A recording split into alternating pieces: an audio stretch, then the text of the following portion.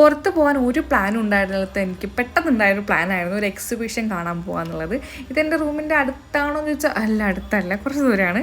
പക്ഷെ ഞാൻ പോയപ്പോൾ ഞാൻ ഭയങ്കര ബോറായിട്ട് പോയത്, പോകണോ എന്നുള്ളൊരു കൺഫ്യൂഷനൊക്കെ ഉണ്ടായിരുന്നു. പക്ഷേ പോയി കഴിഞ്ഞപ്പോഴായിരുന്നു അൺഎക്സ്പെക്റ്റഡ് ആയിട്ട് ഒരുപാട് കാര്യങ്ങൾ കാണാൻ പറ്റിയത്. ആൻഡ് ഞാൻ ഭയങ്കര വണ്ടർ അടിച്ചു, കാരണം ഞാൻ പിൻട്രസ്റ്റിൽ സേവ് ചെയ്ത് വെച്ച ഇതുപോലത്തെ മഗ്ഗും കപ്പൊക്കെ ഉണ്ടാവില്ലേ, ക്യൂട്ട് എസ്തറ്റിക്സ് ആയിട്ടുള്ള, അതൊക്കെ അവിടെ കണ്ടപ്പോൾ ഞാൻ ഭയങ്കരമായിട്ട് വണ്ടർ അടിച്ചു. പക്ഷേ ഇതിലുപരി ഞാൻ വണ്ടർ അടിച്ചത് ഇതിൻ്റെ പ്രൈസ് കേട്ടിട്ടായിരുന്നു. ഭയങ്കര കത്തി വിലയായിരുന്നു. ഞാൻ വിചാരിച്ചില്ല ഇത്ര പൈസ ഉണ്ടാവുന്നത്. എക്സിബിഷനൊക്കെ സാധാരണ വില കുറവായിരിക്കണ്ടേ, പക്ഷേ ഇവിടെ അങ്ങനെ ആയിരുന്നില്ല. കൂട്ടത്തിൽ കുറച്ച് അഫോർഡബിൾ ആയിട്ട് എനിക്ക് ഫീൽ ചെയ്തത് ഈ കണ്ട ആക്സസറീസ് മാത്രമായിരുന്നു.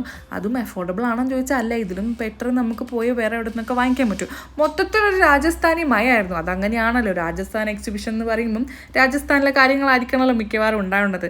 ഞാൻ പോയത് ഫസ്റ്റ് ഡേ ആയതുകൊണ്ട് തന്നെ ഒട്ടുമിക്ക സ്റ്റോളൊന്നും ഓപ്പൺ ആയിട്ടുണ്ടായിരുന്നില്ല. അതുകൊണ്ട് തന്നെ റഷ് വളരെ കുറവായിരുന്നു.